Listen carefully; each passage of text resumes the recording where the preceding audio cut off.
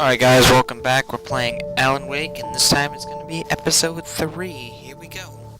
Previously on Alan Wake, Alice has been kidnapped. Alan, please help me. Alice? You'll do exactly what I say if you ever want to see your wife again. I can't tell anyone except my agent Barry. Damn it, Barry, they'll kill her. Oh shit, hold on guys. Worried that you're not right in the head. The ransom is a manuscript I supposedly wrote that's coming true before my eyes. It happened just the way it was on that page. So dark. I have found only a few scattered pages. I want the entire manuscript. The deadline is in 2 days. I found Mr. Wake's pages. Good girl. Episode 3, Ransom. How the hell did she get her hands on the manuscript anyway? I don't know. She's resourceful. I told you you were too hard on her. Listen, I found out all sorts of interesting stuff while I was digging around. Yeah. Mr. Wake, it's Sheriff Breaker. We have an FBI agent here, Agent Nightingale. FBI. He's anxious to see you. You'd better come to the station. Okay, I'll be right over, Sheriff. Let's make this quick, huh? Help you folks? Name's Randolph. I'm the manager. We're looking for Rose. Works as a waitress down at the diner. Rose, sure. Nice girl. Who wants to know? I'm Alan Wake. The writer, huh? I heard on the radio you were visiting. Well, I'll show you her trailer. That Rose, she's a nice girl. Always pays her rent on time. As I was saying, Al, I found all sorts of weird stuff from the local newspaper's archives. This place is crazy. Disappearances, mysterious deaths, urban legends come true, and get this, most of this stuff takes place around Cauldron Lake. Well, you ain't wrong, mister. The Indians thought the lake was a doorway to the underworld. I'm the God-fearing type myself. I don't hold with that sort of thing. Yeah, okay. Anyway, there was an article owned by a guy called Thomas Zane. Now, some of the articles I found about him make him out to be a famous writer, but I ran a bunch of searches, couldn't find it. Zane was heavily into diving, so much so that the place came to be called Diver's Isle. But the volcano under the lake and Zane went down with the island. Yeah, how about that? It was there in the morning, as if it had fallen from the sky. But it would take a tornado to lift something like that. We're damn lucky it didn't crush any of the trailers. Holy shit, it's a fucking boat. Look at that, it's a fucking boat. I don't remember getting a boat thrown at me, so how the fuck did it get here?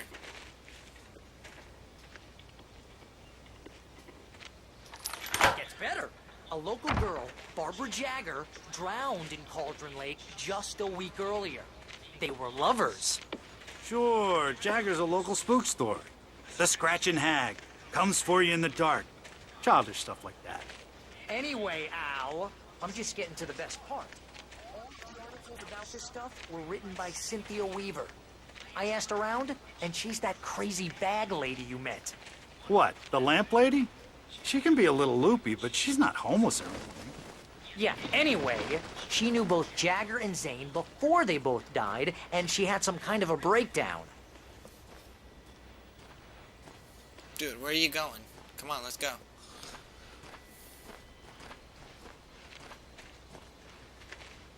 It must be cold there. Look at this guy's wearing fucking short sleeves. Barry's wearing shorts and some kind of puffer jacket. But look at Alan. He's like decked out in like triple jackets and shit. It's gotta be cold up in the Northwest. Well, mister, this here's Rose's trailer. You mind me asking what you want with her? We're just here to talk to her, pal.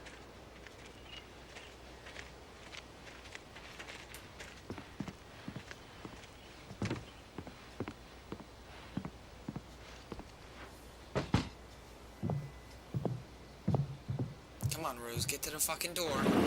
Welcome to... Oh dear, Mr. Wake. I'm so glad you're here. Rose, you have my manuscript? Oh. Oh, yes. Yes.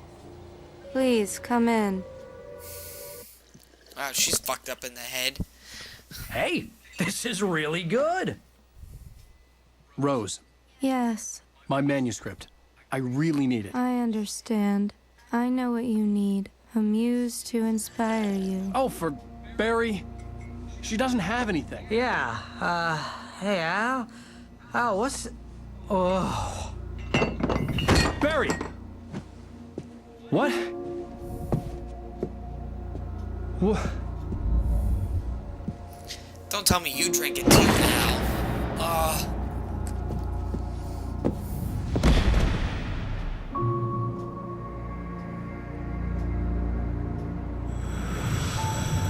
It's coming for you, hiding in my barber's skin.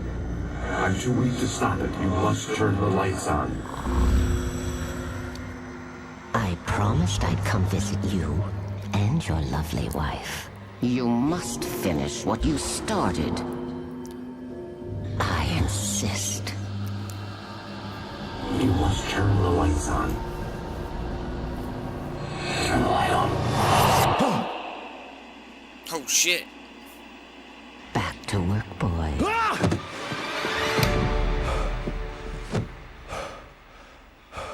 Where'd she go?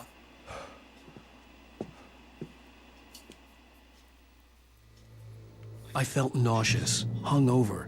Only anger kept me going. I can't tell reality from dream anymore, but it seems I have an imaginary Mandatory editor to television. help me. She's an old woman in a funeral dress. I call her Barbara Jagger. She's very strict. I'm writing faster and faster.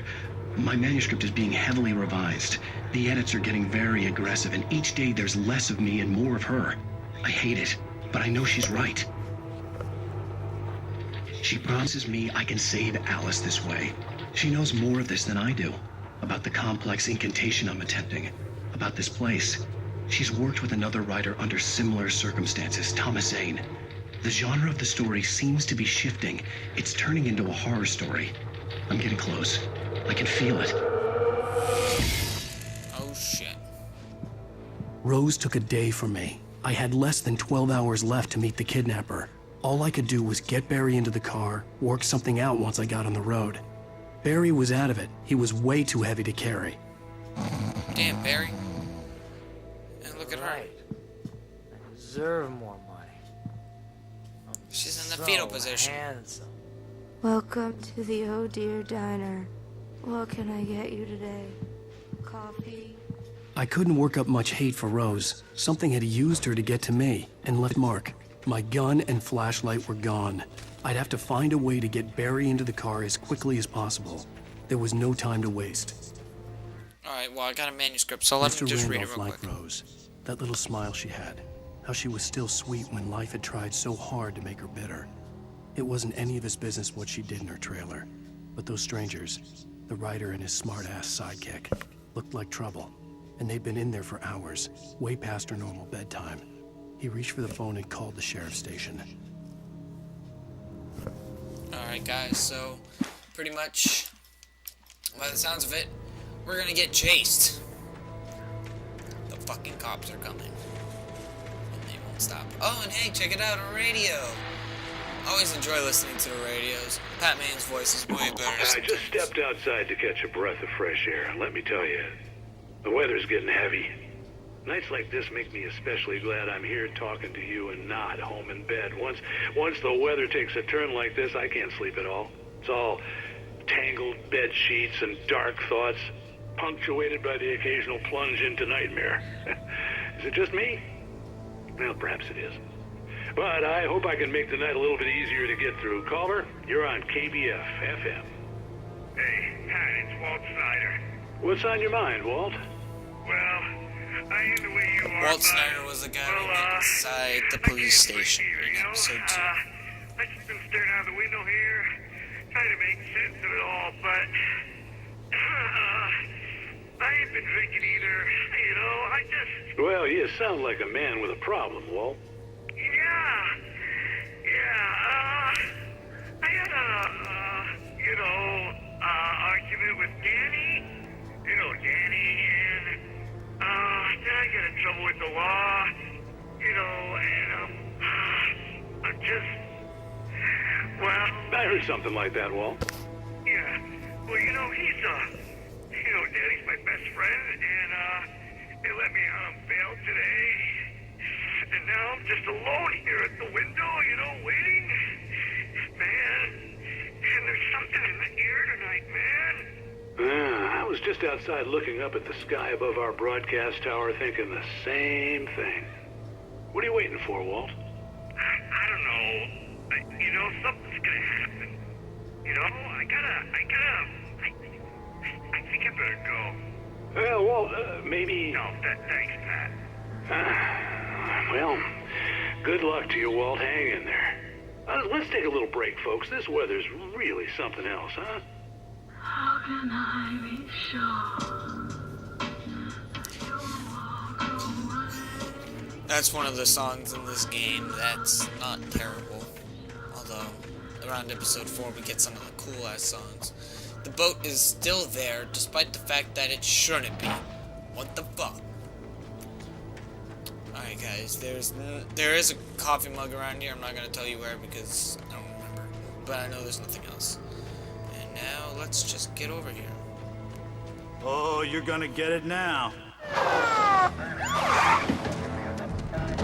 God knows what you've done to that poor girl. This is Agent Nightingale, FBI! Get him up, Hemingway! You're under arrest! You move a muscle, I'll unload right in your goddamn face! Stay right where you are, Spillane!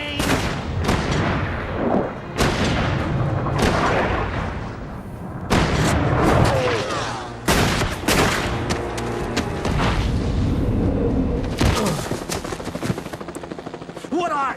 I'm standing right here, you goddamn maniac!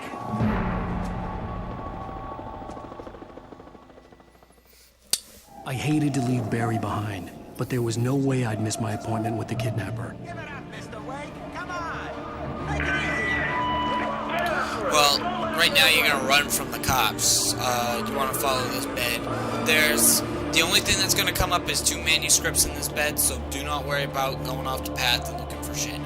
But, I just wanna say this, man. That thing looked like more like an action movie. That last cutscene looked like an action movie. Thought this was a horror game, not an action movie. You're not supposed to have bullets nearly missing like the fucking Matrix. Holy shit. But it's still pretty cool. You don't actually have to do that. It's pretty much just keep moving along the bed. There he is! Free! Alright. Obviously we don't have a flashlight at this point, so we gotta keep moving. Now they're using flares. Careful around this part, there are people who will shoot at you, as you can see. And if you get shot, you will get shot for real. Like, it's not a, hey, you won't get shot part, you will get shot.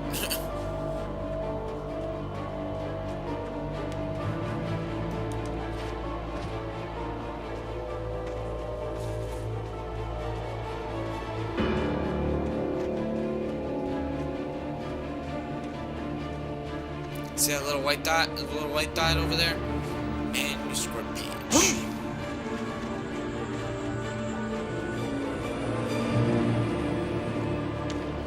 Alright, pick it up and let's read For it. decades, the darkness that wore Barbara Jagger's skin slept fitfully in the dark place that was its home and prison. It was hungry and in pain. It dreamed of its nights of glory when the poet's writing had called it from the depths and given it a brief, terrible taste of power and freedom. The rock stars had stirred it from the deep sleep the poet had sunk it back to in the end. When it sensed the writer on the ferry, it opened its eyes. Alright, I'm gonna try to finish this part up here and just get out of the woods so that I can end this video because I'm already hitting the 15-minute mark here.